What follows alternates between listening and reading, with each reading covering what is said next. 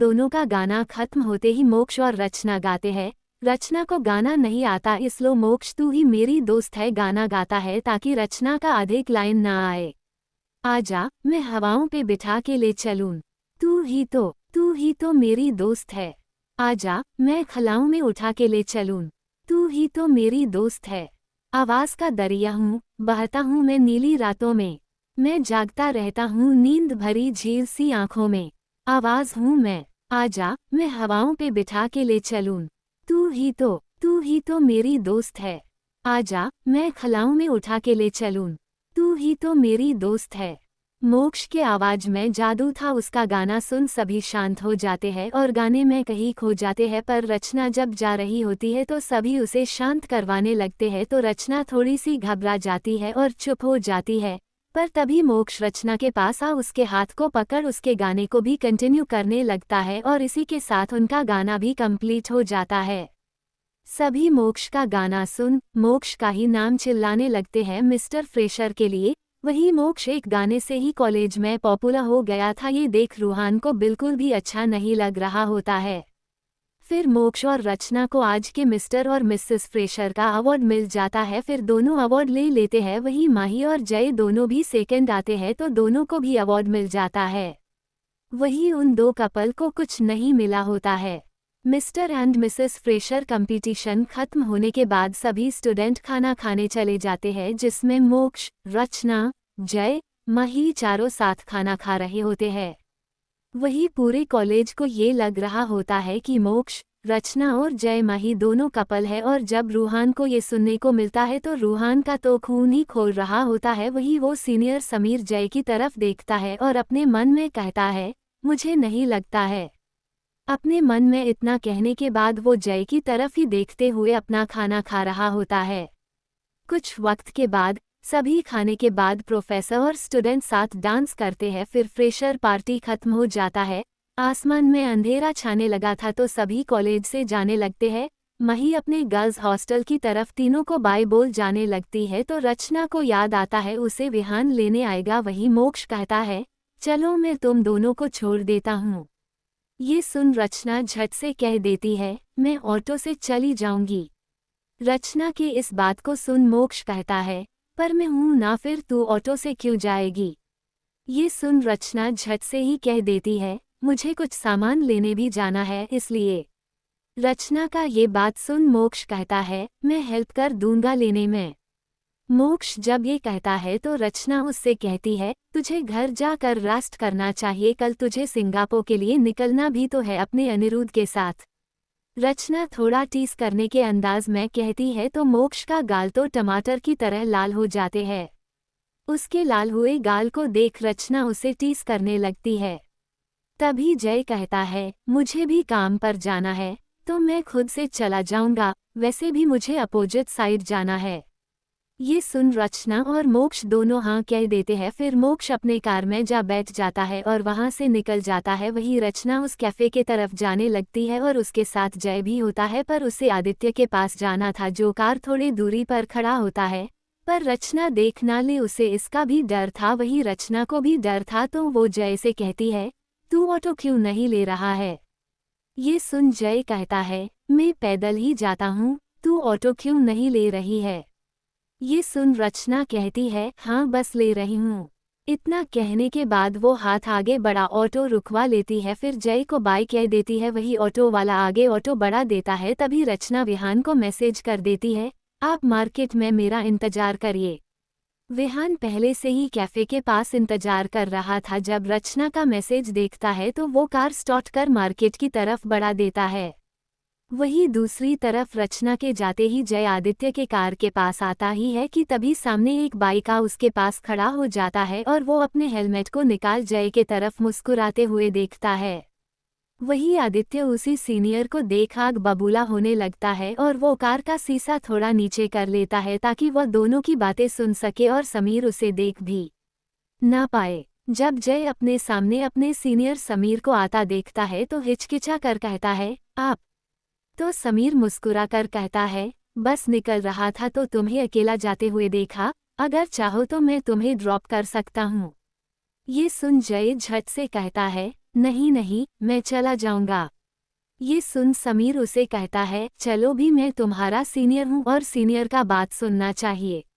ये सुन आदित्य गुस्से में कार से बाहर आने को था, तभी जय कहता है, मेरे रिलेटिव मुझे लेने आए हैं। ये सुन आदित्य कार का दरवाजा नहीं खोलता है। वही समीर उस कार की तरफ देखता है जिस तरफ जय देख रहा होता है। जब समीर उस कार को देखता है तो उसे वो कार जाना पहचाना सा उसे लग रहा होता है।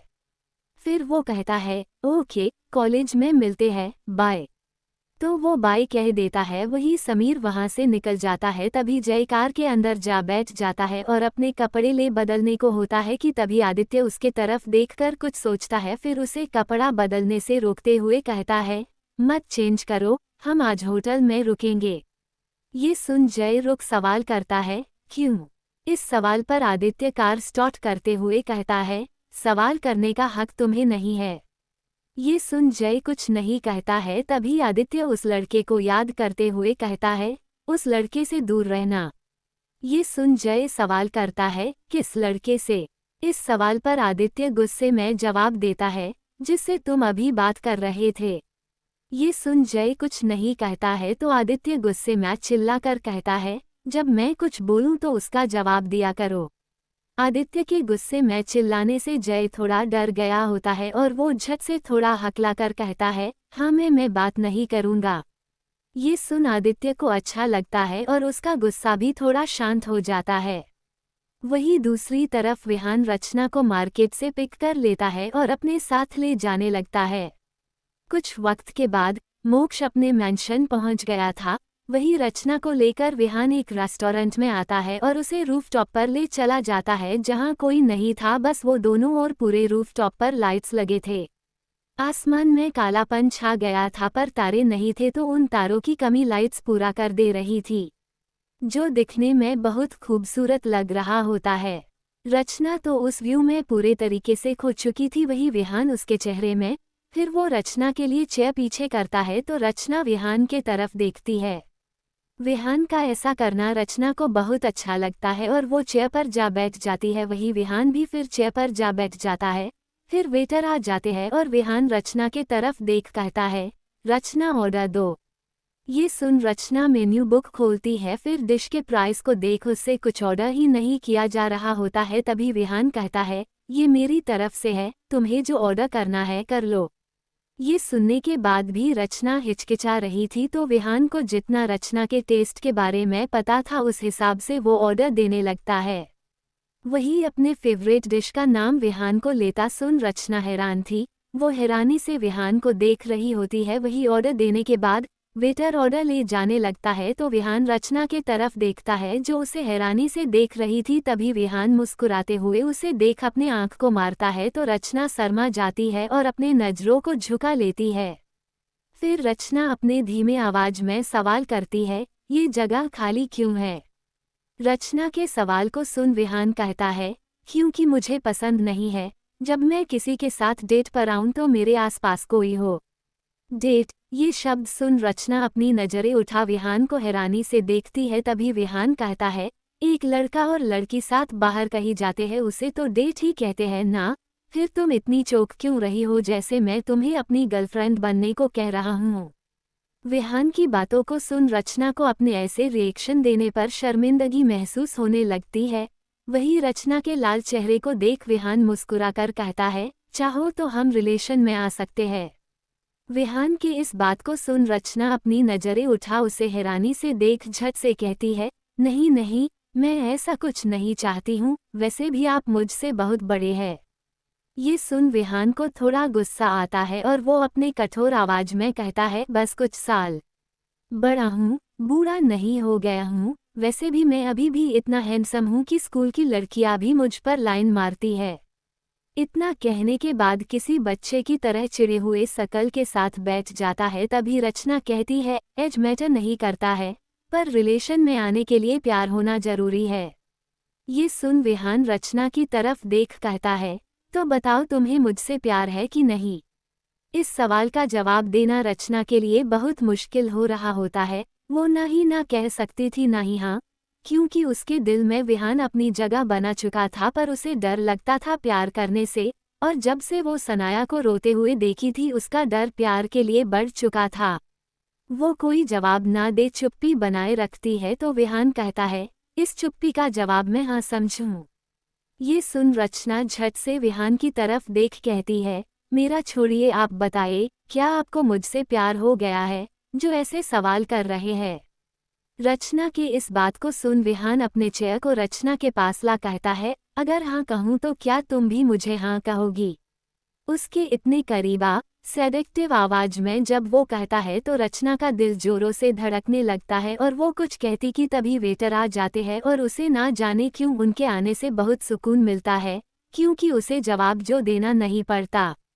वही विहान को बहुत गुस्सा आता है और वो वेटर की तरफ अपने खा जाने वाले नज़र से देख रहा होता है तो वेटर विहान के नज़र को देख डर जाते हैं और जल्दी जल्दी खाना सर्व करने लगते हैं। फिर जल्दी से सर्व कर वेटर जाने लगता है तो विहान रचना के तरफ देखता है, वही रचना को कोई जवाब ना देना पड़े इसलिए वो जल्दी जल्दी खाने लगती है, वो भी अपने मुंह को भर भर कर। ये देख विहान के होंठों पर मुस्कान छा जाता है और वो भी अपना खाना खाने लगता है। वही दूसरी तरफ मोक्ष अपना कपड़ा पैक कर रहा था तभी अनाया उसके रूम आती है और उसे कपड़ा पैक करता देख सवाल करती है, भाई आप कहीं जा रहे हो क्या। इस सवाल पर मोक्ष मुस्कुरा कर कहता है, मैं अनिरुद्ध अंकल के साथ सिंगापुर जा रहा हूँ। मोक्ष अंकल का इस्तेमाल करना नहीं चाहता था पर उसे करना पड़ता है, ये अनाया भी नोटिस करती है तभी मोक्ष कहता है, तू भी चलेगी क्या। ये सुन अनाया झट से कह देती है, नहीं नहीं, मेरा तो स्कूल जाना अभी बहुत जरूरी है। इस बात पर मोक्ष बस ओह कहता है। फिर मोक्ष अनाया को मिस्टर फ्रेशर का अवार्ड दिखाता है, साथ ही ताज भी और आज जो कुछ हुआ सब बताने लगता है। तभी अनाया कहती है, आपको सिंगिंग इतना पसंद है तो आपको चाचू से बात करना चाहिए। ये सुन मोक्ष कहता है, पसंद तो बहुत कुछ है तो मैं सब कुछ थोड़ी कर सकता हूँ अनाया। अच्छा ये सब छोड़ो, आज तुम भी बाहर गई थी, क्या क्या किया तुमने बताओ। अनाया विक्रांत के बारे में बता नहीं सकती थी तो बस अपने भाई को उसका क्लासमेट प्रपोज किया था, ये बात बता दी तो मोक्ष कहता है, अगर वो तेरा पीछा ना छोड़े तो बताना, मैं उसके बॉडी का सारा हड्डी तोड़ दूंगा। ये सुन अनाया हंसने लगती है। दोनों साथ बैठ फिर बातें करने लगते हैं। वहीं दूसरी तरफ सनाया किचन में सर्वेंट से खाना बनाने सीख रही थी ताकि वो एक दिन अपने हाथ का बना खाना खिला अनुराग को इम्प्रेस कर सके, पर खाना बनाना सनाया के लिए बहुत मुश्किल हो रहा होता है। वो अभी बस सीख रही थी तो उसका हालत मुर्गी फार्म में काम करने वाली औरत की तरह हो चुका था। सारे मसाले डिश से अधिक उसके चेहरे, कपड़े और हाथ में लगे थे और किचन का तो कबाड़ा ही बन गया था, साथ ही वो तेल में कुछ डालने से पहले चिल्ला रही होती है। उसकी ऐसी हालत देखकर सर्वेंट कहती है, मैडम आपको जा नहा लेना चाहिए, अब आप कल सीख लेना। ये सुन सनाया कहती है, नहीं नहीं, अभी तक तो मैं कुछ ठीक से बनाई भी नहीं हूँ, आप लोगों को ही आखिर में ठीक करना पड़ रहा है, जब तक मैं कुछ ठीक नहीं कर लेती मैं यही रहूंगी। अब सर्वेंट्स क्या ही कह पाती, वही इस मेंशन की सबसे बुद्धि सर्वेंट सनाया को काम करते हुए देख नैना के बारे में सोच रही होती है। नैना बहुत स्वादिष्ट खाना बनाया करती थी, वो सिर्फ परिवार के लिए नहीं बल्कि सारे सर्वेंट के लिए भी खाना बनाती थी और सर्वेंट्स को भी बिल्कुल परिवार की तरह मानती थी। नैना को याद करते ही सर्वेंट्स की आंखें नम हो जाती है। तभी सनाया सर्वेंट की तरफ देख कहती है, दाइसा आप रो रही है, पर क्यों। सनाया के सवाल पर अपने आंसू पोंछते हुए सर्वेंट कहती है, बस नैना बिटिया की याद आ गई, वो बहुत अच्छा खाना बनाती थी और हम सभी को भी परिवार का हिस्सा मानती और हमारे लिए भी खाना बनाती थी।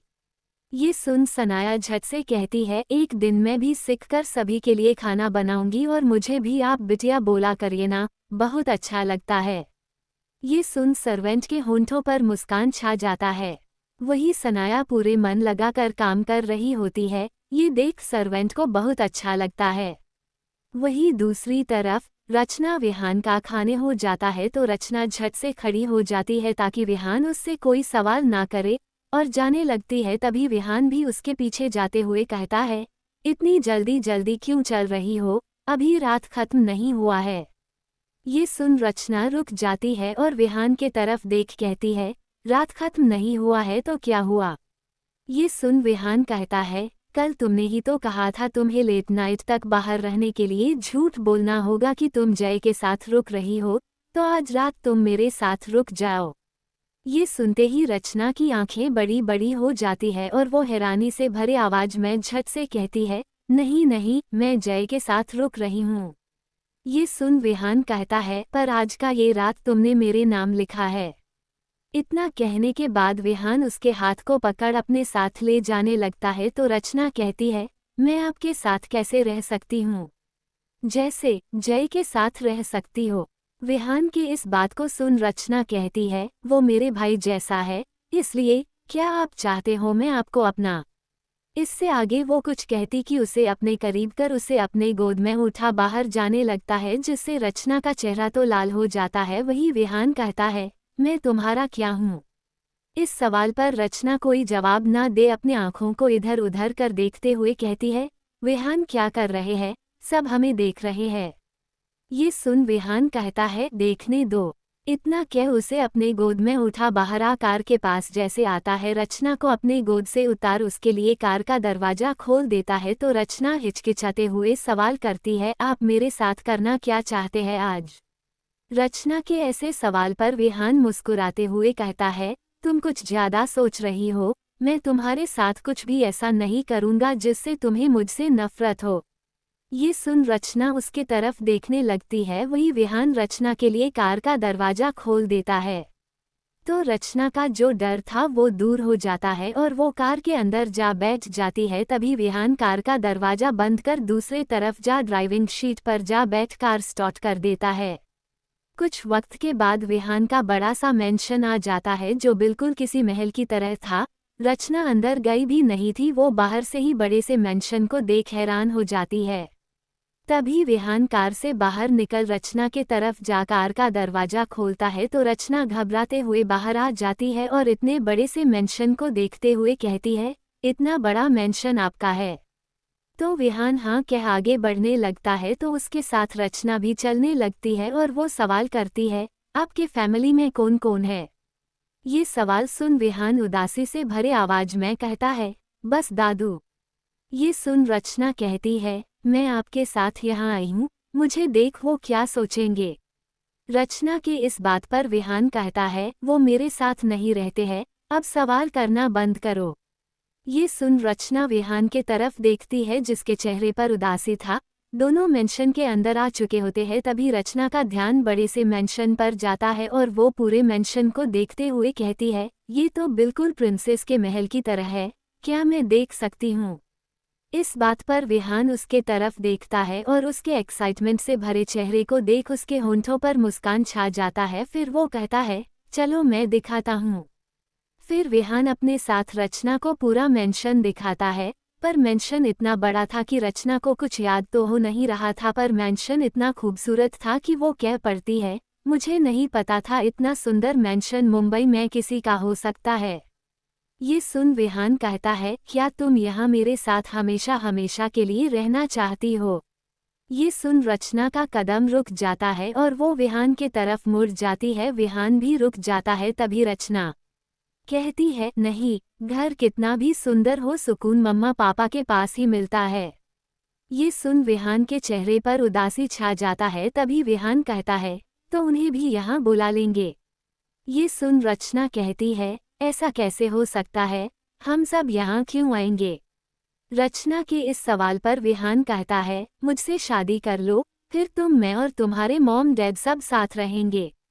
ये सुन रचना हैरान थी और उसका चेहरा लाल हो गया था। वो झट से मुड़ कहती है, आप ये क्या बात कर रहे हैं? फिर आगे चलने लगती है। तभी विहान उसके हाथ को पकड़ अपने करीब कर कहता है, रचना, मुझे नहीं पता कब कैसे पर मुझे तुमसे प्यार होने लगा है और जब मैं तुम्हारे साथ होता हूँ तो मुझे ऐसा लगता है जैसे मेरा भी कोई परिवार है, नहीं तो मैं बहुत अकेला हूँ, मुझे और अकेला नहीं रहना है। विहान के अचानक से किए कन्फेशंस को सुन रचना कहती है, आप ये क्या कह रहे हैं? आप इतने अमीर हैं, आपके पीछे हजारों लड़कियां हैं जो आपके स्टैंडर्ड की है, फिर मैं क्यों? इस सवाल को सुन विहान रचना का हाथ छोड़ कहता है, क्योंकि तुम स्पेशल हो और आराम से इस बारे में सोच सकती हो। चलो मैं तुम्हें तुम्हारा रूम दिखा देता हूँ। इतना कहने के बाद वो चलने लगता है। वही उसके साथ रचना भी, पर दोनों के बीच अब बहुत ऑकवर्ड सिचुएशन हो चुका था। विहान फिर रचना को अपने रूम के बगल वाला रूम पर ले आ कहता है, बगल वाला रूम मेरा है, क्या देखना चाहती हो? ये सुन रचना हाँ कहती है। फिर विहान उसे अपने रूम रचना को ले जाता है। विहान एक रूम रचना के पूरे घर के जितना था और बेड इतना बड़ा था कि 4 लोग आराम से सो सकते थे और बेड के ऊपर बड़ा सा पोस्टर लगा था जिसमें विहान का तस्वीर था और तस्वीर में भी विहान बहुत हैंडसम लग रहा होता है। रचना की नज़र विहान के तस्वीर में थम जाती है। तभी विहान उसके करीब जा कान में अपने सेडिक्टिव आवाज में कहता है, तुम्हारे सामने ही हूँ मैं, फिर तस्वीर में मुझे क्यों देख रही हो? ये सुन रचना का चेहरा लाल हो जाता है और वो अपनी नज़रें फिर पूरे रूम को देख कहती है, आपका रूम तो बहुत सुंदर और नीट एंड क्लीन है। ये सुन विहान अपने बेड पर जा बैठ कहता है, क्यों तुम्हारा रूम इतना नीट एंड क्लीन नहीं होता है? ये सुन रचना कैसे मान सकती थी कि अपने रूम को कचरा बनाकर रखती है। वो झट से कह पड़ती है, मेरा रूम तो बहुत क्लीन होता है, आपको मेरा कोई भी सामान इधर से उधर नहीं दिखेगा, जो भी मेरे रूम आता है बस देखता रह जाता है।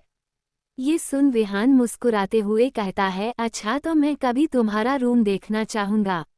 ये सुन रचना कह देती है, हाँ हाँ बिल्कुल, अब मुझे बहुत नींद आ रहा है, क्या मैं सोने जा सकती हूँ? विहान भेजना तो नहीं चाहता था, पर आज पूरा दिन रचना के लिए बहुत थकावट से भरा होगा, इसलिए वो उसे हाँ कह देता है। तो रचना बगल वाली रूम में चली जाती है। बगल वाला रूम भी बहुत बड़ा और शानदार था। रचना बेड पर जाती है। वो गद्देदार बेड पर जाते ही बच्चों की तरह उछलने लगती है और कहती है, कितना नर्म है। तभी विहान उसके रूम का दरवाजा खोल उसे उछलता देख मुस्कुराने लगता है। वहीं रचना का भी ध्यान विहान पर जाता है और वो शांत हो बैठ जाती है और कहती है, आप? तभी विहान कहता है, कुछ ज़रूरत हो तो मुझे कॉल कर लेना या मेरे रूम आ जाना और सर्वेंट से कहकर मैं तुम्हारे लिए कपड़े और पानी भेजवा देता हूँ, और हाँ सर्वेंट चली जाए तो रूम बंद कर लेना, नहीं तो मैं आ जाऊँगा। इतना कह मुस्कुराते हुए वो जाने लगता है। वही रचना का चेहरा लाल हुए जा रहा था। वही दूसरी तरफ अनिरुद्ध मेंशन वापस आ अपने रूम का दरवाजा खोलता है तो मोक्ष अनिरुद्ध के रूम में ही होता है। मोक्ष को देख अनिरुद्ध अपने रूम के अंदर आते हुए दरवाजा बंद कर अपने टाई को गले से निकालते हुए सवाल करता है, तुम मेरे रूम में क्या कर रहे हो? इस सवाल पर मोक्ष कहता है, आपका इंतजार। ये सुन अनिरुद्ध सवाल करता है, क्यों? तो मोक्ष झट से जवाब दे देता है, ताकि आप बताओ मुझे कि आप क्या क्या लेकर जाओगे और मैं वो सब पैक कर दूंगा। मोक्ष के बातों को सुन अनिरुद्ध अपने टाई कोट को निकाल अपने शर्ट के बटन खोलने लगता है तो मोक्ष की नज़र उसके बॉडी पर चला जाता है। तभी अनिरुद्ध उसके नज़र को देखते हुए कहता है, तुम तो एक वाइफ की तरह हरकत कर रहे हो, क्या तुम्हें अब ओमेगा से वाइफ बनना है? ये सुन मोक्ष अनिरुद्ध के आंखों में देखते हुए हैरानी के साथ सवाल करता है, आपको ओमेगा के बारे में कैसे पता, आपने पढ़ा है क्या? तो अनिरुद्ध कहता है, नहीं, बस तुम्हारे फ़ोन में नोवेल देखा था। ये सुन मोक्ष कुछ सोचते हुए सवाल करता है, तो क्या सच में ओमेगा अल्फा होते हैं और लड़के प्रेग्नेंट भी होते हैं? ये सुन मोक्ष अपने शर्ट को खोल मोक्ष के करीब जाने लगता है तो मोक्ष शांत हो जाता है और उसका चेहरा लाल हो जाता है। तभी अनिरुद्ध उसके पास जा थोड़ा झुक अपने हाथ को उसके दोनों साइड रख उसके जाने का रास्ता ब्लॉक करते हुए अपने सेडिक्टिव आवाज में कहता है, ओमेगा अल्फा जैसा कुछ नहीं होता, ना लड़के प्रेग्नेंट हो सकते हैं, पर उसके अलावा जो सब सीन था वो हम कर सकते हैं।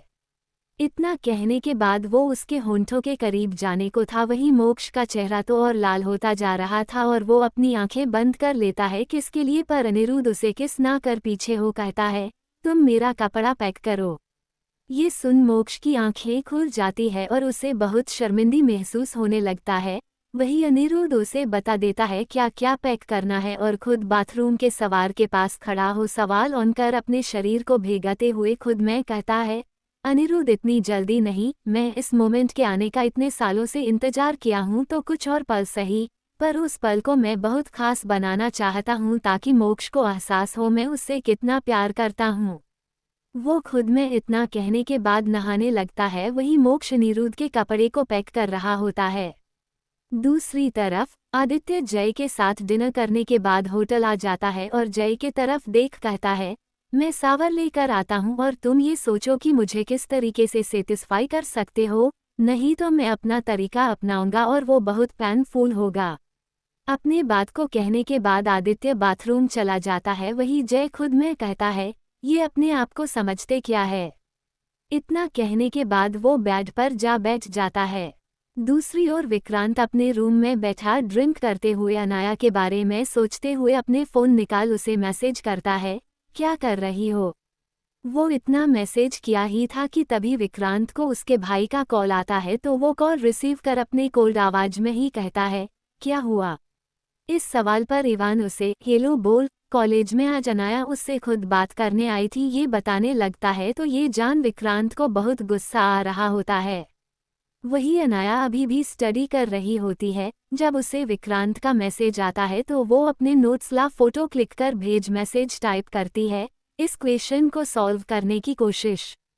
तभी विक्रांत अनाया का मैसेज आता देख अपने भाई से कहता है, मैं तुम्हें बाद में कॉल करता हूँ, अभी मैं बिजी हूँ।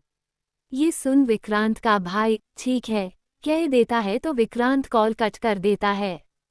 फिर अनाया के भेजे फोटो को देख विक्रांत उसे मैसेज टाइप कर सॉल्व करने का तरीका बताता है। फिर जैसे ही वो मैसेज सेंड करता है तो अनाया मैसेज खोल देखती है। फिर विक्रांत के बताए फॉर्मेट से वो क्वेश्चन सॉल्व करती है तो झट से क्वेश्चन सॉल्व हो जाता है। ये देख अनाया बहुत खुश होती है और वो विक्रांत को कॉल कर देती है। अनाया का कॉल आता देख विक्रांत के होंठों पर मुस्कान छा जाता है और वो उसी मुस्कान के साथ कॉल रिसीव कर कहता है, हेलो। विक्रांत के आवाज को सुनते ही एक्साइटमेंट के साथ अनाया कहती है, आप तो बहुत इंटेलिजेंट हो, बिल्कुल चाचू की तरह। ये सुनते ही विक्रांत का मूड वापस से खराब हो जाता है और वो अपने कोल्ड आवाज में कहता है, तुम मुझे ये बताने के लिए कॉल की हो। विक्रांत के कोल्ड आवाज को सुन अनाया को याद आता है कि विक्रांत को उसके चाचू पसंद नहीं है तो झट से वो कहती है, आप मेरे कुछ और क्वेश्चन में हेल्प कर सकते हो। ये सुन विक्रांत का गुस्सा गायब हो जाता है और वो कहता है, ओके, पर इसके लिए तुम्हें वीडियो कॉल करना होगा। विक्रांत तो बस अनाया को देखना चाहता था। अनाया ओके कह झट से वीडियो कॉल कर दी। जब विक्रांत अनाया को कार्टून बने नाइट ड्रेस में देखा तो उसके होंठों पर मुस्कान छा गया। फिर वो मुस्कुराते हुए उसे कहता है, क्वेश्चन दिखाओ। ये सुन अनाया झट से उसे क्वेश्चन दिखाने लगती है तो विक्रांत उसे समझाने लगता है। अनाया को विक्रांत इतना हैंडसम दिख रहा था कि पढ़ाई से अधिक ध्यान उसका चेहरा देखने में था। जब विक्रांत नोटिस करता है वो उसके बात को सुनने के जगह उसे देख रही है तो विक्रांत अपने कोल्ड आवाज में कहता है, मुझे देखना बंद करो और पढ़ाई पर ध्यान दो। ये सुन अनाया अपने होंठों को अंदर कर बाइट की तो विक्रांत ये देख अपने शरीर में गर्मी महसूस करने लगा। फिर वो अपने आप को कंट्रोल करने के लिए अपने आंखों को बंद कर लेता है। फिर खोल उसे समझाने लगता है। ऐसे ही कुछ वक्त पार हो जाता है। तभी अपने सारे क्वेश्चन बना लेने के बाद अनाया एक्साइटमेंट के साथ कहती है, क्या आप मुझे रोज पढ़ा सकते हैं। ये सुन विक्रांत कहता है, हाँ, पर तुम्हें मेरे पास आकर पढ़ना होगा तब। ये सुन अनाया उदासी से भरी आवाज में कहती है, ये तो मुश्किल है। तभी विक्रांत कहता है, अपने चाचू से कहना तुम्हें ट्यूशन चाहिए तो फिर मैं जहाँ बुलाऊं वहाँ आ जाना। जब विक्रांत ये बात कहता है तो अनाया कहती है, चाचू वहाँ जाकर पहले पता करेंगे या खुद से किसी को मेरे लिए ढूंढ देंगे। वैसे चाचू कुछ दिनों के लिए सिंगापुर जा रहे हैं तो कुछ दिन मैं आपसे पढ़ सकती हूँ। ये सुन विक्रांत बहुत कैजुअल तरीके से सवाल करता है, सिंगापुर पर क्यों। विक्रांत के सवाल पर अनाया झट से कह देती है, किसी बिजनेस मीटिंग में। जब ये बात विक्रांत सुनता है तो अनाया से कहता है, ओके, तो कल मिलते हैं, टाइम और जगह मैं तुम्हें मैसेज कर दूंगा, अब सो जाओ। ये सुन अनाया ओके कहती है। फिर विक्रांत कॉल कट कर खुद में कहता है, तुम सिंगापुर जा रहे हो, मतलब ये खन्ना अपनी औकात दिखा ही दिया। इतना कहने के बाद वो आदित्य को कॉल करता है तो आदित्य जो जय के साथ था वो जय की तरफ देखता है। फिर अपने फ़ोन को उठा विक्रांत का कॉल आता देख वो जय से कहता है, अब तुम आराम कर सकते हो। इतना कहने के बाद वो बाथरोब पहन बालकनी में जा विक्रांत का कॉल उठा कहता है, इतनी रात को क्यों कॉल किए हो। इस सवाल पर विक्रांत कहता है, अनिरुद्ध कल सिंगापुर जा रहा है किसी बिजनेस डील के लिए। मुझे लगता है मिस्टर खन्ना के साथ मिलकर उसने कोई प्लान बनाया है। जब विक्रांत ये बात कहता है तो आदित्य कहता है, मैं पता लगाता हूँ। ये सुन विक्रांत कहता है, ओके। फिर दोनों कुछ वक्त बात करते हैं, फिर विक्रांत कॉल कट कर देता है और अपने बेड पर चला जाता है। और ये रात धीरे धीरे पार होने लगता है। सुबह का वक्त हो चुका था। अग्निहोत्री मेंशन में सभी साथ नाश्ता करते हैं। फिर अनिरुद्ध और मोक्ष दोनों सिंगापुर के लिए निकल जाते हैं। दोनों कार में बैठे थे, तभी अनिरुद्ध के फ़ोन में एक मैसेज आता है तो वो अपने फ़ोन को निकाल देखता है। मैसेज पढ़ने के बाद अनिरुद्ध के होंठों पर शैतानी मुस्कान छा जाता है और वो अपने मन में कहता है, चाह कर भी तुम दोनों मेरा कुछ नहीं बिगाड़ सकते हो। वो अपने मन में इतना कहा ही था कि तभी मोक्ष अनिरुद्ध से कहता है, हम लोग वहाँ कितने दिन तक रुकेंगे? इस सवाल पर अनिरुद्ध मुस्कुराकर पूछता है, तुम वहाँ कितने दिनों तक रुकना चाहते हो? इस सवाल को सुन मोक्ष झट से कहता है, 1 वीक। ये सुन अनिरुद्ध मुस्कुरा कहता है, ओके। फिर ये रास्ता पार होने लगता है और कुछ ही वक्त में दोनों एयरपोर्ट पहुंच जाते हैं। फिर कार से बाहर निकल साथ चलते हैं और प्राइवेट जेट के पास पहुंचते हैं, जहां पहले से ही कुछ गार्ड्स और मैनेजर खड़ा रहता है। सभी अनिरुद्ध साथ ही मोक्ष को भी ग्रिड करते हैं। फिर दोनों प्राइवेट जेट के अंदर जा बैठ जाते हैं। दोनों के बैठते ही जेट उड़ान भरता है और धीरे धीरे बादलों के अंदर आ जाता है तो मोक्ष बादलों को देख मुस्कुरा रहा होता है। तभी अनिरुद्ध उसके कंधे पर अपने हाथ को रखता है तो मोक्ष अनिरुद्ध के तरफ देखता है। तभी अनिरुद्ध कहता है, क्या मुझसे ज़्यादा तुम्हें बादलों को देखने में इंटरेस्ट आ रहा है? ये सुन मोक्ष कहता है, क्या आपको इससे भी जलन हो रहा है? मोक्ष के इस बात पर अनिरुद्ध अपने सेडिक्टिव आवाज में कहता है, मेरे अलावा तुम्हारी नजरें जिस भी चीज को दिखेंगी मुझे उससे जलन होगा। ये सुन मोक्ष हंसने लगता है और उसकी हंसी अनिरुद्ध को इतनी प्यारी लग रही होती है कि वो मोक्ष के गाल पर किस कर देता है तो मोक्ष हैरान हो उसे देखने लगता है। धीरे धीरे वक्त बीतने लगता है। करीबन 6 घंटे के बाद प्राइवेट जेट सिंगापुर जाकर लैंड होता है। मोक्ष गहरी नींद में सो चुका था और अनिरुद्ध अपने काम में व्यस्त था, पर जैसे ही प्राइवेट जेट लैंड होता है अपना काम करना बंद कर अनिरुद्ध मोक्ष के तरफ देखता है जो सोया हुआ बहुत क्यूट नजर आ रहा होता है। अनिरुद्ध अपने एक उंगली को उसके गाल के पास ले जा प्रेस करने लगता है तो मोक्ष नींद में ही उसके हाथ को झटक देता है। ये देख अनिरुद्ध उसके गालों को जोर से पिंच कर देता है, जिस कारण मोक्ष को अपने गालों में थोड़ा दर्द होता है और वो अपनी आंखें खोल अनिरुद्ध के तरफ देखता है। तभी देखता है प्राइवेट जेट रुक गया है तो वो एक्साइटमेंट के साथ जल्दी जल्दी अपने बेल्ट को खोल खड़ा हो कहता है, चलो चलो जल्दी चलो, आप बैठे क्यों हो? ये सुन अपने आंखों को रोल करते हुए अनिरुद्ध कहता है, तुम सोए हुए थे इसलिए। इतना कहने के बाद वो अपने शीट बेल्ट को खोल देता है। फिर मोक्ष के साथ बाहर आने लगता है। वही अनिरुद्ध का बॉडीगार्ड सामान लेकर बाहर आ रहा होता है और असिस्टेंट दोनों के पीछे पीछे ही होता है। दोनों जब बाहर निकलते हैं तो पहले से ही बॉडीगार्ड्स मौजूद थे। दोनों के नीचे आते ही सब ग्रिड करते हैं। फिर दोनों कार के पास आते हैं तो असिस्टेंट कार का दरवाजा खोल देता है। फिर दोनों कार के अंदर जा बैठ जाते हैं। वही चिराग आगे ड्राइवर के बगल वाले सीट में बैठ जाता है और तीनों के बैठते ही कार स्टार्ट हो जाता है। कुछ वक्त के बाद कार बड़े से रेस्टोरेंट के पास रुकता है तो मोक्ष रेस्टोरेंट देख कहता है, हम पहले होटल नहीं जाएंगे? ये सुन अनिरुद्ध कार से बाहर जाते हुए कहता है, नहीं पहले हम कुछ खाएंगे। ये सुन मोक्ष ओके कहता है और दोनों कार से बाहर निकल जाते हैं। तभी अनिरुद्ध चिराग से अपने धीमे आवाज में कुछ कहता है और मोक्ष को अपने साथ रेस्टोरेंट के अंदर ले जाने लगता है। दोनों रेस्टोरेंट में आते हैं। फिर दोनों बैठ जाते हैं। आसपास बैठी लड़कियां अनिरुद्ध को देख रही होती है, साथ ही मुस्कुरा भी रही होती है, पर अनिरुद्ध कुछ खास ध्यान नहीं दे रहा होता है। पर मोक्ष से तो रहा ही नहीं जा रहा था। वो सभी को घूर कर देखने लगता है पर उसकी तरफ कोई ध्यान ही नहीं दे रही थी। तभी मोक्ष कहता है, हमें कोई और रेस्टोरेंट जाना चाहिए। ये सुन अनिरुद्ध मोक्ष के नजरों से अपनी नजरें मिला सभी लड़कियों की तरफ देखते हुए कहता है, उन्हें इग्नोर करो। वो जब इतना कहा था तभी वहां सेक्सी से वेटरेश आ जाती है और वो भी अनिरुद्ध को देख उस पर फ्लैट होते हुए उसे रिझाने के अंदाज में ऑर्डर मांगती है, पर अनिरुद्ध उसे अपने कोल्ड आवाज में ही ऑर्डर देने लगता है। वही मोक्ष खड़ा हो अपने चेयर को अनिरुद्ध के सामने ले जा अनिरुद्ध के हाथ को पकड़ कहता है, baby I don't want to eat food, I want to eat you.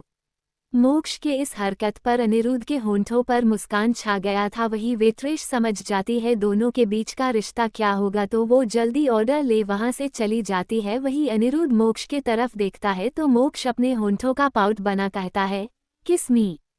ये सुन अनिरुद्ध कहता है, हम रेस्टोरेंट में है। जब अनिरुद्ध ये बात कहता है तो मोक्ष अपने मुंह को फूला कहता है, so what if you love me then kiss me. मोक्ष के इन बातों को सुन अनिरुद्ध अपने चेहरे को नीचे कर कहता है, किस तुम्हें चाहिए तो करो भी तुम। ये सुन मोक्ष झट से उसके गाल पर किस कर देता है, जिस कारण जो लड़कियां अनिरुद्ध को ताड़ रही थी वो सब अपना खाना खाने लगती है।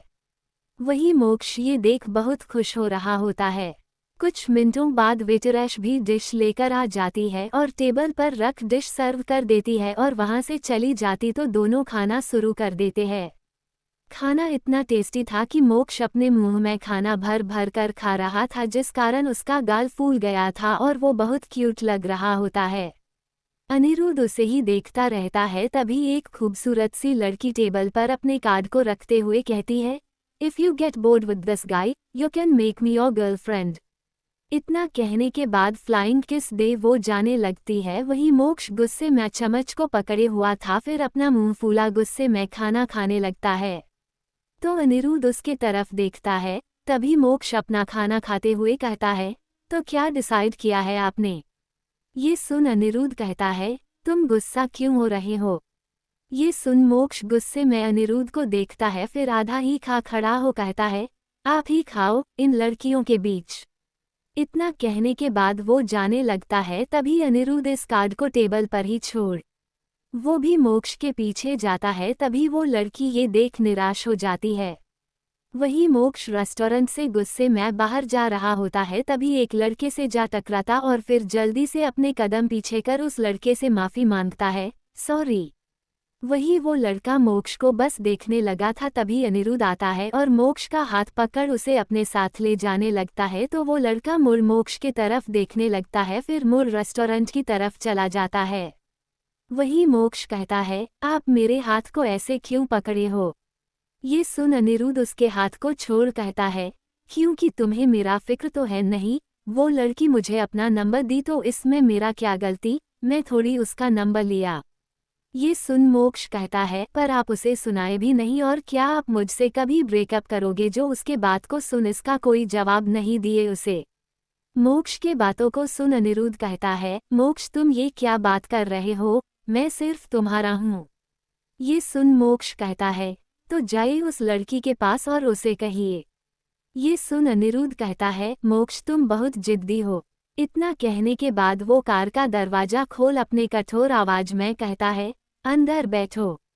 ये सुन मोक्ष गुस्से में कहता है, आपने कहा सिंगिंग छोड़ दो, मैं छोड़ दिया जबकि सिंगिंग मुझे बहुत पसंद है और मैं इतना फेमस हो जाता कि जहाँ जाता लोग मुझे ही देखते जैसे आपको आज सब देख रहे थे। इतना कहने के बाद वो कार के अंदर जा बैठने वाला होता है तो अनिरुद्ध उसके हाथ को पकड़ उसे अपने साथ ले जाने लगता है। रेस्टोरेंट के अंदर ले जाने के बाद उस लड़की के पास जाता है। वही वो लड़का जो मोक्ष से टकराया था वो भी अंदर ही मौजूद होता है। वो मोक्ष और अनिरुद्ध की तरफ ही देख रहा होता है। तभी अनिरुद्ध उस लड़की से कहता है, If love is true then love never changes and my love is true that is why it can never change। इतना कहने के बाद मोक्ष के हाथ को पकड़ वापस अपने साथ ले जाने लगता है। वही वो लड़की मुस्कुराते हुए दोनों को देख रही होती है पर वो लड़का अपने मन में कहता है, वाओ इंटरेस्टिंग कपल, पर मुझे लगता है ये तुम्हारे साथ अच्छा नहीं है। वो लड़का फॉरेनर के साथ साथ इंडियन की तरह ही दिख रहा था और दिखने में काफ़ी अट्रैक्टिव था, साथ ही उसे हिंदी भी आता था। वो मोक्ष की तरफ तब तक देखा जब तक वो उसके आंखों से ओझल ना हो गया। वही दूसरी तरफ मोक्ष अनिरुद्ध कार में जा बैठ जाते हैं। कार के अंदर बैठने के बाद मोक्ष अनिरुद्ध के तरफ देख अपने मासूम आवाज में कहता है, सॉरी। वही अनिरुद्ध उसके तरफ देख सवाल करता है, क्या तुम सिंगिंग को चुनना चाहते हो। इस सवाल पर मोक्ष कहता है, बिल्कुल नहीं, मैं सिर्फ आपको चुनना चाहता हूं, पर मैं गुस्से में था, आपने मुझे नहीं चुना तो इसलिए मैं गुस्से में था। ये सुन अनिरुद्ध उसके सिर पर अपना हाथ को रख प्यार से फेरते हुए कहता है, मैं अब से ख्याल रखूंगा कि मैं तुम्हें समझूं, तुम्हें क्या चाहिए। ये सुन मोक्ष के होंठों पर मुस्कान छा जाता है।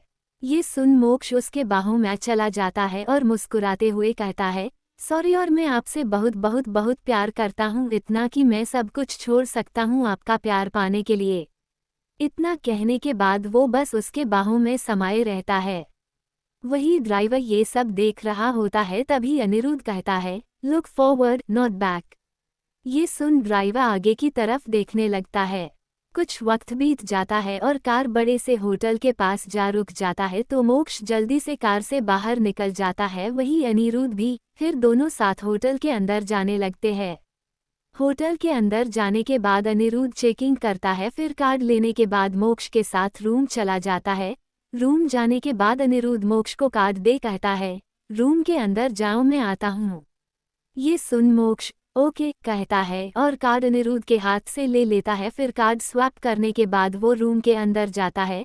रूम का पूरा लाइट ऑफ होता है तो वो लाइट ढूंढने के लिए अपना मोबाइल का लाइट जलाने को था, तभी रूम का दरवाजा बंद हो जाता है, जिससे मोक्ष घबरा जाता है और उसका फोन जमीन पर गिर जाता है और वो अपने घबराए आवाज में कहता है, अनिरुद्ध।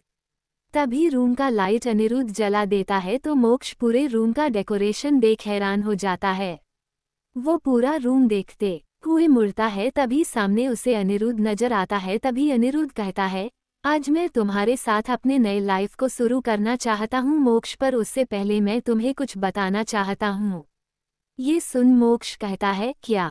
इस सवाल को सुन अनिरुद्ध बेड पर जा बैठ जाता है और मोक्ष को अपने पास बुलाता है तो मोक्ष उसके पास जाता है तो अनिरुद्ध उसे अपने गोद में बैठने का इशारा कर देता है तो वो उसकी गोद में बैठ जाता है। तभी अनिरुद्ध कहता है, तुम्हारे जो पेरेंट्स थे वो सुसाइड।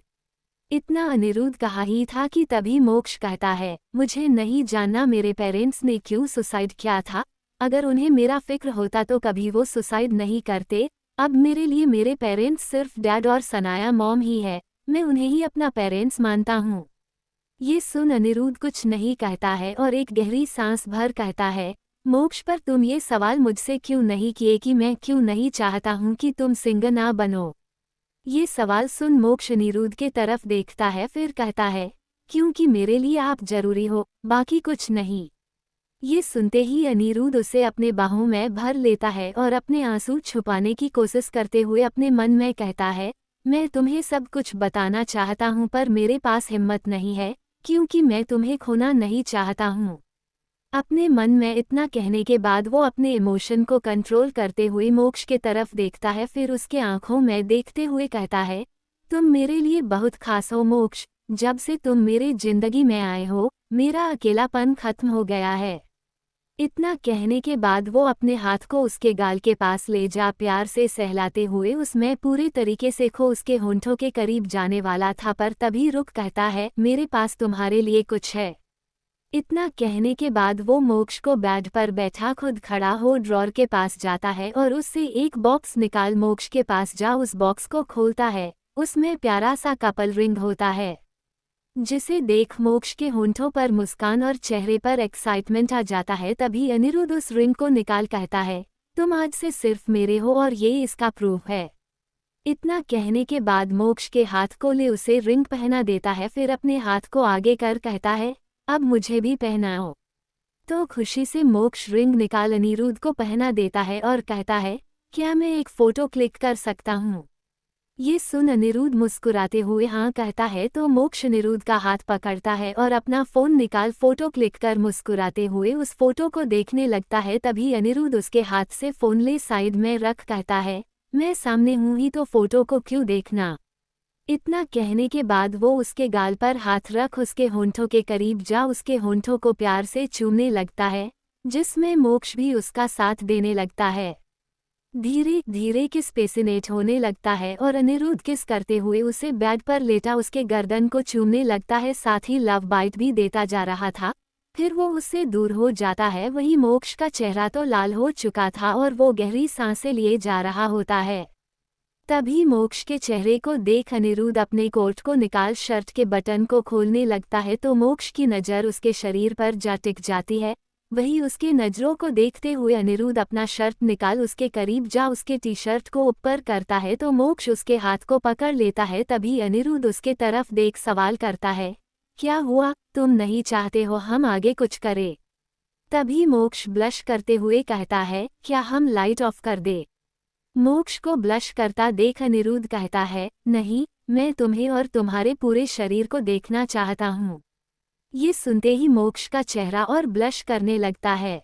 वही अनिरुद्ध उसके टी शर्ट को निकाल उसके जिस्म को चूमने लगता है तो मोक्ष की सांसें गहरी होने लगती है। पर जब अनिरुद्ध उसके सीने के पास जा सेंसिटिव हिस्से को लिक करने लगता है तो मोक्ष के मुंह से मजाक आवाजें आने लगती है, जिसे सुन अनिरुद्ध बेकाबू सा महसूस करने लगता है। वही अनिरुद्ध के ऐसे उसके शरीर को किस और लिक करने से मोक्ष भी बेकाबू सा हो गया था। अनिरुद्ध फिर मोक्ष के पूरे शरीर को किस करते हुए नीचे आता है और उसकी जीन्स को खोलने लगता है तो मोक्ष अनिरुद्ध के तरफ देखने लगता है। वही मोक्ष के लाल चेहरे को देख अनिरुद्ध उसके सारे कपड़े निकाल उसके सेंसिटिव हिस्से को जैसे ही छूता है मोक्ष अपनी आंखें बंद कर अनिरुद्ध का नाम लेता है, अनिरुद्ध। अपने नाम को सुन अनिरुद्ध के होंठों पर मुस्कान छा जाता है और वो मोक्ष को मोड़ उसके पीठ को चूमना शुरू करता है और चूमते हुए धीरे धीरे नीचे आने लगता है। अनिरुद्ध के ऐसा करने से मोक्ष बेड शीट को अपने मुट्ठी में भर गहरी सांसें लेने लगता है। वही अनिरुद्ध अपना कंट्रोल खोने लगता है तो वो अपने पैंट को खोलने लगता है। वही मोक्ष गहरी सांसें लेते हुए अपने चेहरे को मोड़ अनिरुद्ध के तरफ देखता है और अनिरुद्ध को जब अपने हाथ में प्रोटेक्शन लिए देखता है तो उसका चेहरा और लाल होने लगता है। साथ ही उसके शरीर को देख उसके आंखों में कई भाव आ जाते हैं। उसे देख अनिरुद्ध उसके कमर को पकड़ उसके होंठों के करीब जा कहता है, रिलैक्स। इतना कहने के बाद उसके होंठों को वो प्यास से चूमते हुए उसके शरीर में इंटर करने लगता है, जिससे मोक्ष को पेन हो रहा होता है और उसकी खूबसूरत आंखों से आंसू आने लगता है। तो ये देख अनिरुद्ध रुक जाता है और उससे दूर होने को था, पर अनिरुद्ध को दूर होता देख मोक्ष कहता है, आप रुको मत। ये सुन अनिरुद्ध कहता है, पर तुम। इससे आगे वो कुछ कहता कि मोक्ष कहता है, आप मत रुके, मैं बोल रहा हूँ ना। ये सुन अनिरुद्ध उसके होंठों को वापस से किस करना लगता है और प्यार से उसके शरीर में एंटर करता है ताकि इसे कम पेन हो। फिर अपना प्यार मोक्ष को देने लगता है। धीरे धीरे मोक्ष को भी ये एहसास बहुत अच्छा लगने लगता है और मोक्ष को इस एहसास को अच्छा महसूस कर अनिरुद्ध का प्यार भी धीरे धीरे गहरा होने लगता है। करीबन 2 घंटे के बाद दोनों एक दूसरे के बाहों में लिपट कर सो जाते हैं और ये रात धीरे धीरे पार होने लगता है। सुबह का वक्त हो चुका था। अनिरुद्ध का नींद खुल जाता है और वो अपने बाहों में मोक्ष को किसी बच्चे की तरह सोया हुआ देखता है तो उसके होंठों पर मुस्कान छा जाता है। वो मोक्ष को जगाना नहीं चाहता था, इसलिए उसे अच्छे से सुला दूर हो उसके माथे को प्यार से चूम बेड से नीचे उतर बाथरूम चला जाता है और सावर लेने लगता है। वही वो सावर ले रहा था तभी मोक्ष का नींद खुलता है और वो अपने बगल में अनिरुद्ध को ना देख उठकर बैठने को था, पर तभी उसे अपने कमर में जोर का दर्द होता है और वो वापस लेट जाता है। तभी अपने कमर में तौलिया लपेटे अनिरुद्ध बाहर आता है तो मोक्ष को जागा देख मुस्कुरा कर कहता है, सावर ले लो। वही अनिरुद्ध के बॉडी को देख कल रात का सोच मोक्ष का चेहरा अभी भी लाल हो जाता है और उसका ब्लश करता चेहरा अनिरुद्ध ना दिख सके, इसलिए वो जल्दी से उठकर बैठने को होता है और वो चिल्ला पड़ता है, आह।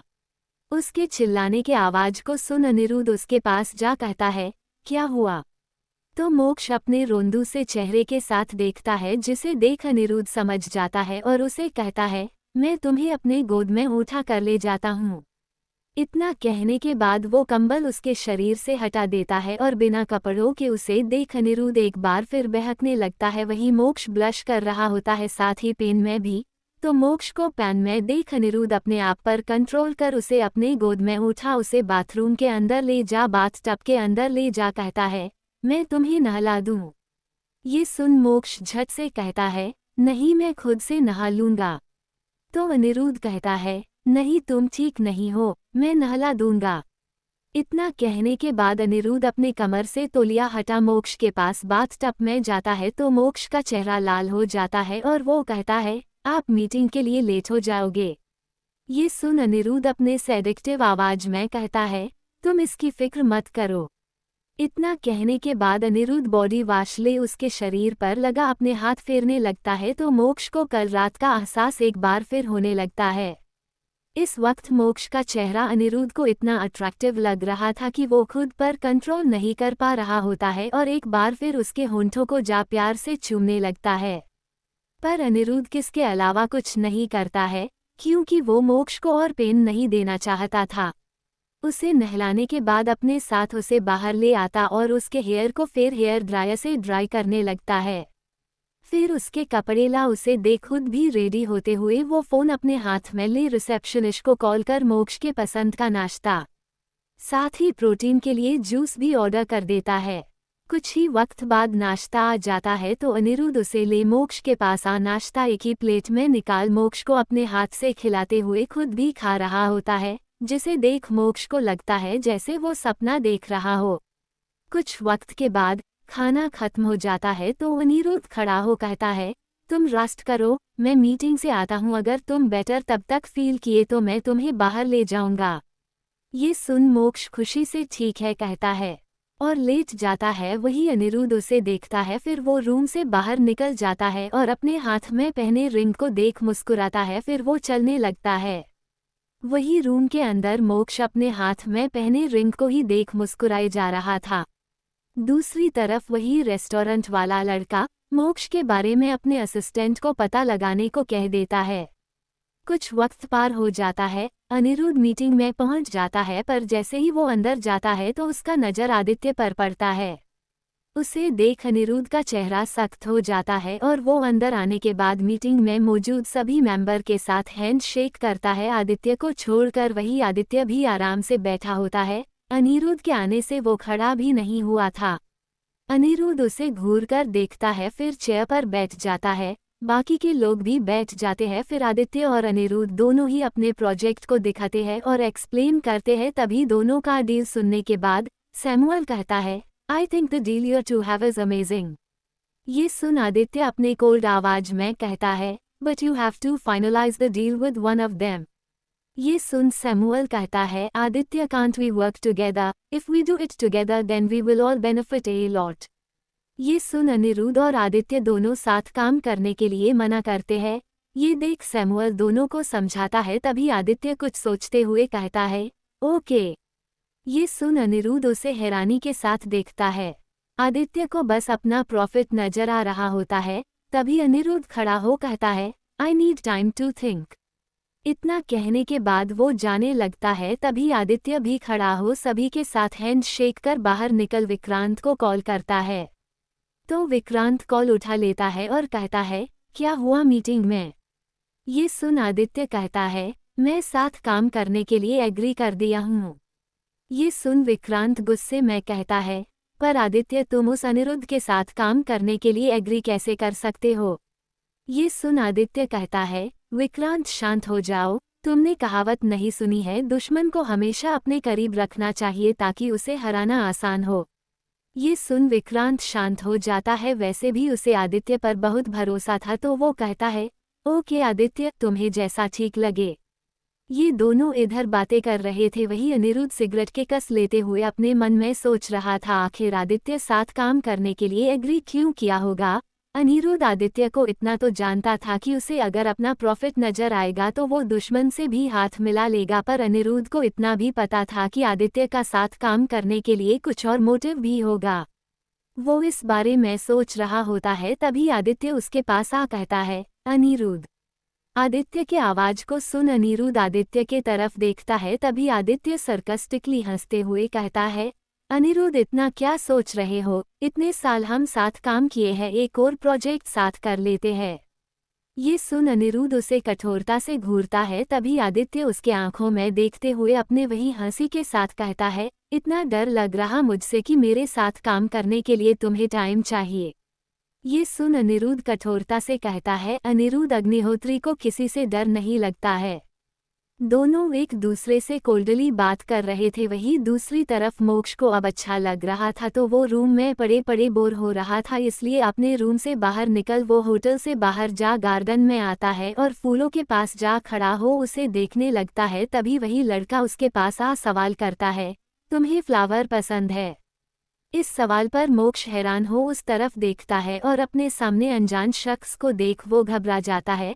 तभी वो कहता है, तुम्हें घबराने की जरूरत नहीं है, मेरा नाम मनन है, मुझे भी फ्लावर बहुत पसंद है। तुम इसे देख रहे थे तो मैं भी बस देखने आ गया। ये सुन मोक्ष मुस्कुराते हुए कहता है, हाँ मुझे फ्लावर बहुत पसंद है, खासकर ऑरेंज रोज।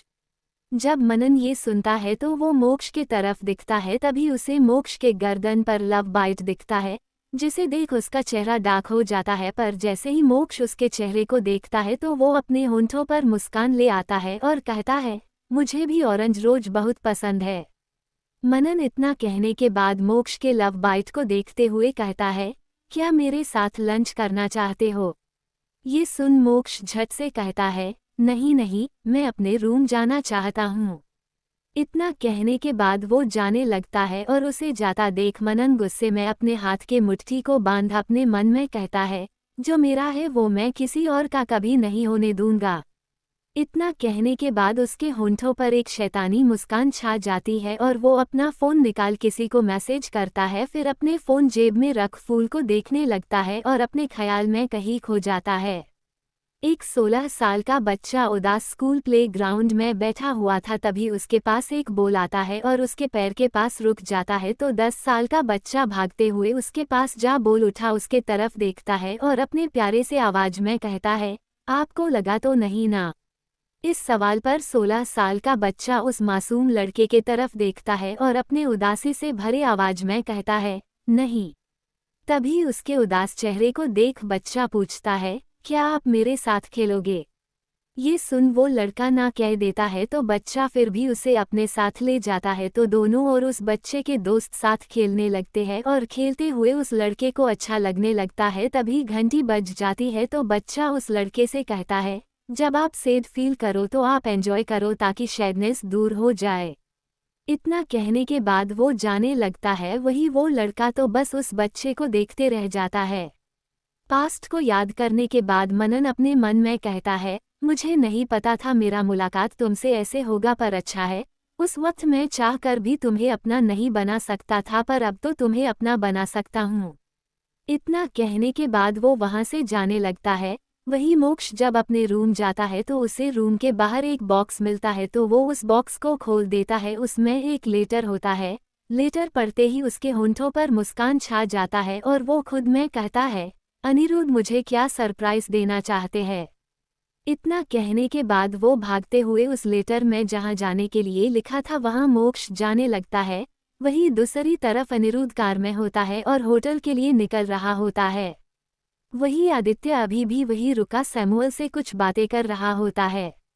वही दूसरी तरफ मोक्ष डायरेक्शन पूछते हुए वो जगह पहुंच जाता है और अनिरुद्ध को ढूंढने लगता है। पर तभी उसके कंधे पर कोई हाथ रखता है और उसे लगता है कि अनिरुद्ध है। तो वो मुस्कुराते हुए पीछे मुड़ता है। तभी उसके नाक पर कोई कपड़ा रखता है और मोक्ष बेहोश हो जाता है। फिर वो आदमी जो हुडी पहन रखा था वो मोक्ष को अपने गोद में उठा उसे अपने साथ ले जाने लगता है। तभी मोक्ष के हाथ से पेपर गिर जाता है और वो आदमी मोक्ष को अपने साथ एक कार के अंदर ले जाता है। वही अनिरुद्ध होटल पहुंच जाता है और अपने रूम के अंदर जाता है तो वहां मोक्ष नहीं होता है। ये देख वो मोक्ष को कॉल करता है। पहली बार रिंग जाता है, फिर फोन बंद बताने लगता है। ये देख अनिरुद्ध घबरा जाता है और वो भागते हुए रिसेप्शनिस्ट के पास जाता है। पहले उससे पूछता, फिर सीसीटीवी फुटेज देखने जाता है। दूसरी तरफ आदित्य वहां से निकल चुका था और वो कार ड्राइव कर रहा होता है। तभी सिग्नल रेड हो जाता और सभी के कार रुक जाते हैं। तो आदित्य भी अपने कार को रोक जय के बारे में सोचता है और वो उसे फ़ोन करने के लिए अपने फ़ोन को निकाल कॉल लगा देता है। आज कॉलेज नहीं था तो जय रूम में ही था और स्टडी कर रहा होता है। जैसे ही उसका फ़ोन बजता है तो वो अपना फ़ोन उठा आदित्य का कॉल आता देखता है। कल से ही आदित्य मेंशन नहीं आया था, बस उसका असिस्टेंट उसका सामान लेने आया था। पर जय उससे कुछ नहीं पूछा, ना ही असिस्टेंट उसे कुछ बताया था। पर जय को जानना था आदित्य कहाँ है। आदित्य का कॉल आता देख जय झट से कॉल उठा कहता है, हेलो। तभी आदित्य सवाल करता है, क्या कर रहे हो?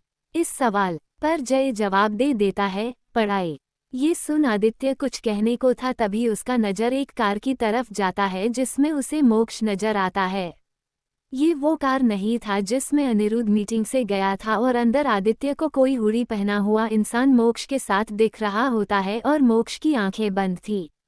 ये देख आदित्य कहता है, मैं तुम्हें बाद में कॉल करता हूँ। इतना कहने के बाद बिना जय का बात सुने कॉल कटकर उस तरफ वापस देखता ही है कि तभी सिग्नल ग्रीन हो जाता और सारी गाड़ियां चलने लगती है।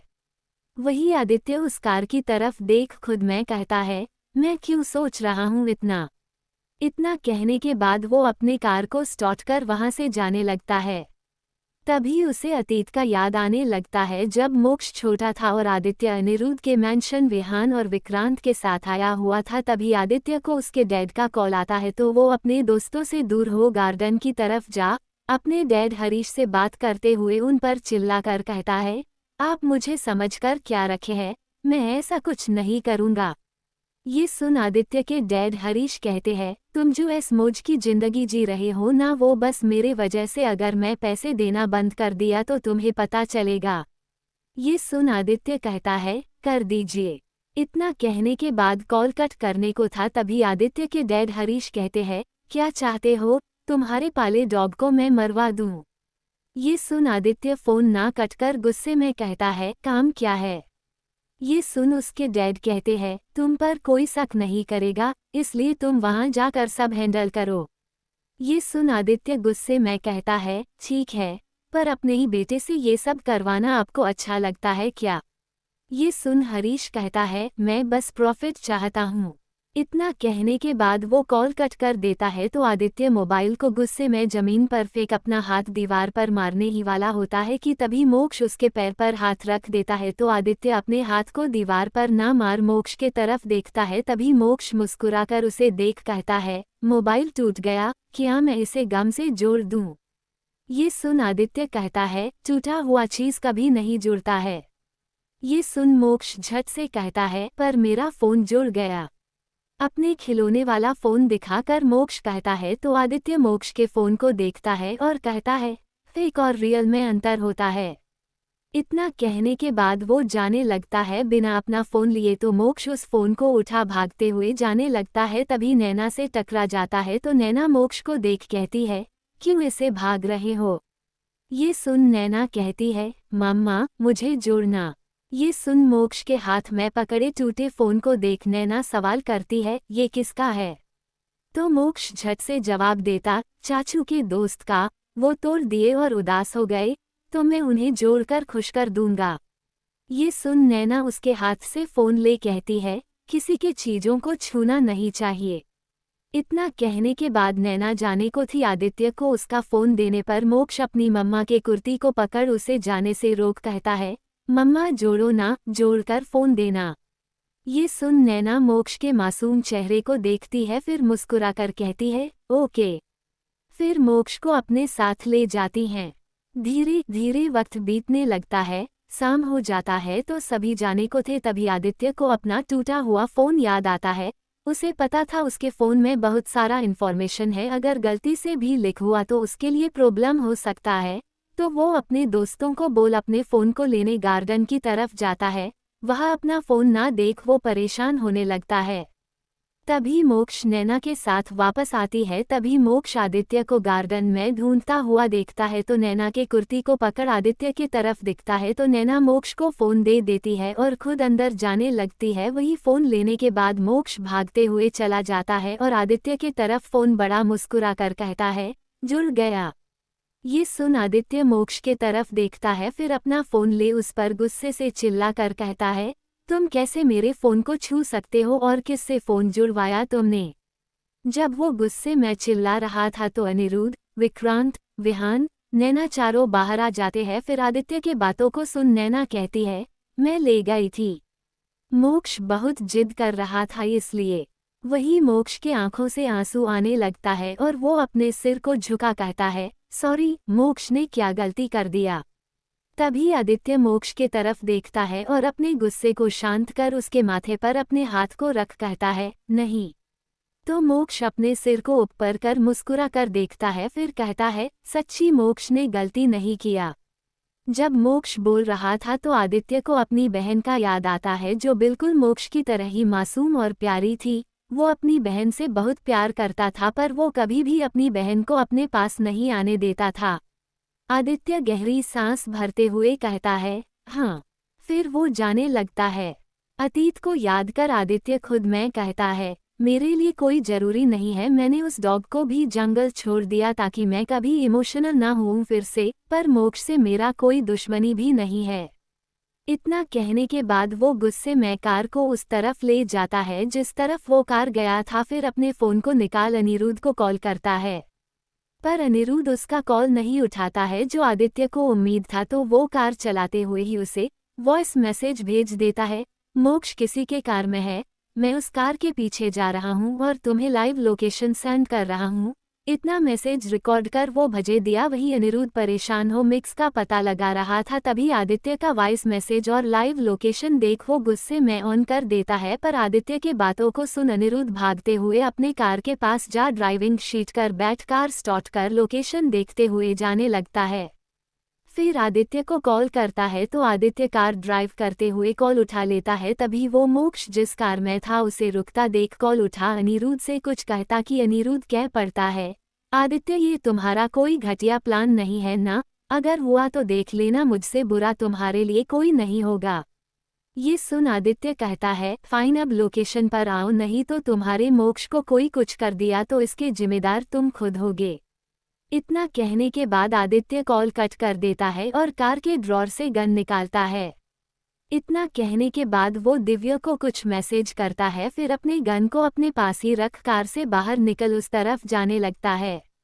वहीं दूसरी तरफ दिव्या को भी आना पड़ा था सिंगापुर आदित्य की वजह से। जब वो मैसेज देखती है तो दिव्या खुद में कहती है, ये आदित्य कर क्या रहा है। इतना कहने के बाद वो कॉल कर कुछ बॉडीगार्ड्स को वहां भेज देती है।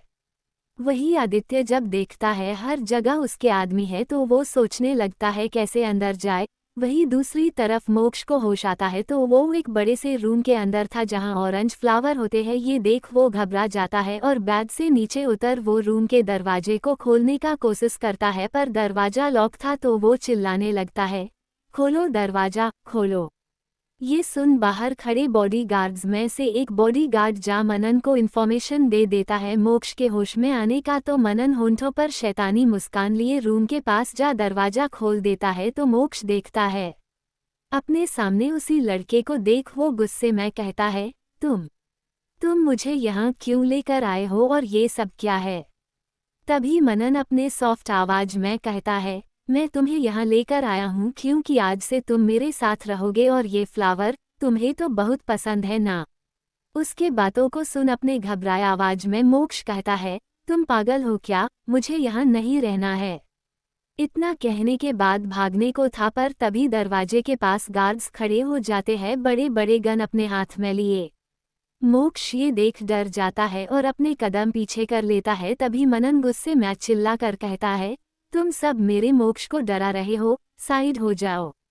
अंदर ये सब चल रहा था, वही बाहर अनिरुद्ध आदित्य का कार जहां लगा था वही लगा देता है और आदित्य को कॉल करता है तो आदित्य के फ़ोन का आवाज मनन के गार्ड्स को सुनाई दे देता है। वही आदित्य कॉल कट करने को था पर गलती से उठ जाता है। वही मनन के गार्ड्स आदित्य के पास आने को थे पर आदित्य अपने फ़ोन को दूसरे तरफ फेंक देता है। तभी सारे गार्ड्स उस तरफ चल जाते हैं। वही आदित्य झाड़ी के अंदर होता है। वही आदित्य का फ़ोन उन्हें मिल जाता है और वो फ़ोन उठा कहता है, ये किसका फ़ोन है, कॉल पर कोई है। ये सुन अनिरुद्ध कॉल कट कर देता है और उसे बहुत टेंशन होने लगता है। फिर वो अपने असिस्टेंट को कॉल कर चिल्ला कर कहता है, कहाँ मर गए हो तुम, जल्दी यहाँ आदमियों को लेकर पहुँचो। इतना कहने के बाद कॉल कट कर वो अपने गन को निकाल लेता है जो वो अपने सेफ्टी के लिए रखा था। वही आदित्य वहाँ बैठ उन गार्ड्स को देख अपने मन में कहता है, क्या जो मुझे लग रहा है ये वही है, तो ये लोग मोक्ष को क्यों लाए हैं। ये सवाल वो सोच रहा था, तभी चिल्लाने का आवाज आता है, मुझे जाने दो नहीं तो मैं खिड़की से कूद जाऊंगा।